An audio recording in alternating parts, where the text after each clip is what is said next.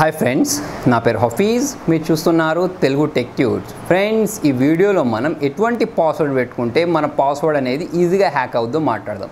Okay, so friends చూడండి, మీరు బ్యాంక్లోకి లాగిన్ అయినప్పుడు, అంటే బ్యాంక్ అకౌంట్ ఉంటుంది కదా, దానిలో ఆన్లైన్ బ్యాంకింగ్లోకి లాగిన్ అయినప్పుడు అక్కడ మీకు ఒక మెసేజ్ వస్తూ ఉంటుంది. ఎవ్రీ 90 డేస్కి ఒకసారి పాస్వర్డ్ చేంజ్ చేసుకోమని అంటూ ఉంటారు. సో మరి ఇది ఎవ్రీ 90 డేస్ అని ఎందుకు అంటారు? 1 మంత్కి ఒకసారి ఎందుకు చేంజ్ చేసుకోకూడదు? 60 డేస్కి ఒకసారి ఎందుకు చేంజ్ చేయొద్దు అని అంటారో మీకు ఎప్పుడైనా డౌట్ వచ్చిందా? సో ఈ వీడియోలో దాని గురించి మాట్లాడదాం. సో ఫ్రెండ్స్, మీ పాస్వర్డ్ అనేది 8 క్యారెక్టర్స్ ఉందనుకోండి, అన్ని స్మాల్ లెటర్స్. దాన్ని హ్యాక్ చేయడానికి ఒక హ్యాకర్కి 0.29 సెకండ్స్ పట్టుద్ది. అంటే 1 మినిట్ కంటే తక్కువ టైంలో మీరు స్మాల్ లెటర్స్ యూజ్ చేసి 8 క్యారెక్టర్స్ పెట్టుకున్న క్యారెక్టర్ని హ్యాక్ చేసేవచ్చు అన్నట్టు. ఓకే, సో అప్పట్లో చూడండి, అంటే టెక్నాలజీ అంతగా లేనప్పుడు అప్పట్లో 7 లెటర్స్ క్యారెక్టర్ పెట్టుకున్నా కూడా, అంటే పాస్వర్డ్ 7 లెటర్స్ పెట్టుకున్నా కూడా దాన్ని హ్యాక్ చేయడానికి కొన్ని మంత్స్ పట్టేది. కానీ ఇప్పుడు అలా కాదు, నేను చెప్పినట్టు 0.29 సెకండ్స్లలో హ్యాక్ అయిపోద్ది.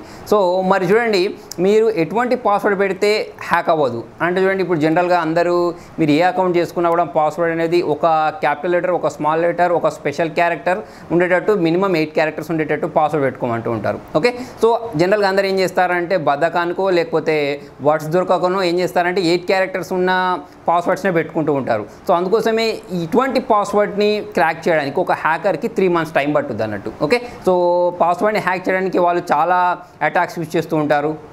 సో ఫ్రెండ్స్, పాస్వర్డ్ని హ్యాక్ చేయడానికి హ్యాకర్స్ అనే వాళ్ళు చాలా అటాక్స్ యూజ్ చేస్తుంటారు. ఒకటి ఏంటంటే బూట్ ఫోర్స్ అటాక్ యూజ్ చేస్తుంటారు, ఇంకొకటి ఏంటంటే డిక్షనరీ అటాక్ యూజ్ చేస్తారు. బూట్ ఫోర్స్ అటాక్లో ఏం జరుగుద్ది అంటే ఫస్ట్ కాంబినేషన్స్ ట్రై చేస్తూ ఉంటారు. అంటే ఏబి ఏసి ఇట్లా అన్ని క్యారెక్టర్స్ని కాంబినేషన్స్ ట్రై చేసుకుంటూ పాస్వర్డ్ అనేది హ్యాక్ అవుతుంది. డిక్షనరీ అటాక్స్ అంటే మనకేంటంటే ఆన్లైన్లో వెతికినట్టయితే జనరల్గా రెగ్యులర్గా యూజ్ చేసే పాస్వర్డ్కి సంబంధించిన లిస్ట్ ఒకటి దొరుకుతుంది.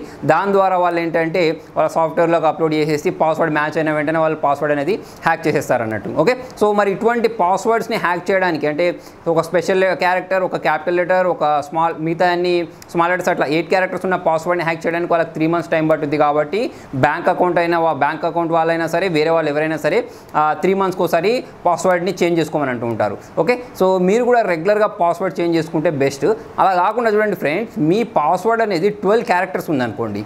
ఓకే, అటువంటి పాస్వర్డ్ని హ్యాక్ చేయడానికి ఒక హ్యాకర్కి 200 years పడుద్ది. సో మనం ఎటువంటి పాస్వర్డ్ పెట్టుకోవాలి? 12 క్యారెక్టర్స్ ఉన్న పాస్వర్డ్ పెట్టుకోవాలి. మరి ఈ 12 క్యారెక్టర్స్ ఉన్న పాస్వర్డ్ మేము ఎక్కడ గుర్తుపెట్టుకుంటాం, మాకు గుర్తుంటుందా అంటే ఫ్రెండ్స్ చూడండి, చాలా సింపుల్. దానికోసం మీరు ఏం చేయాలి తెలుసా?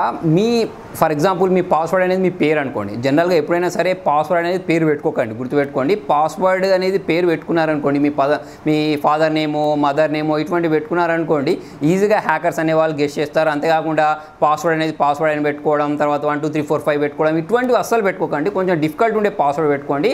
12 లెటర్స్ ఉండే పాస్వర్డ్ పెట్టుకోండి. 12 లెటర్స్ పాస్వర్డ్ అంటే ఎట్లా ఉంటుంది అంటే, సో ఫర్ ఎగ్జాంపుల్ నేను చెప్తున్నాను, మీ పేరునే పాస్వర్డ్గా పెట్టుకున్నారనుకోండి. మీ పేరులో 8 క్యారెక్టర్స్ ఉన్నాయనుకోండి.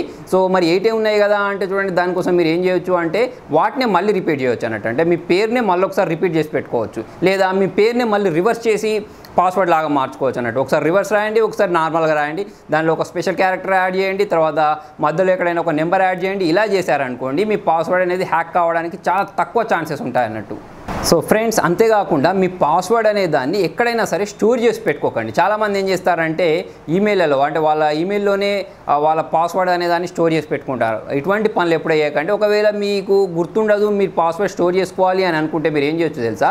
ఫస్ట్ లెటర్ లాస్ట్ లెటర్ మాత్రం టైప్ చేసి పెట్టండి. మిగతా మధ్యలో లెటర్స్ అన్ని స్టార్ యాస్ట్రిక్స్ పెట్టి సేవ్ చేసుకోండి. మీకు ఆ ఫస్ట్ లెటర్ లాస్ట్ లెటర్ గుర్తుంటుంది కాబట్టి మీకు గుర్తుపెట్టుకోవడానికి ఈజీగా ఉంటుంది.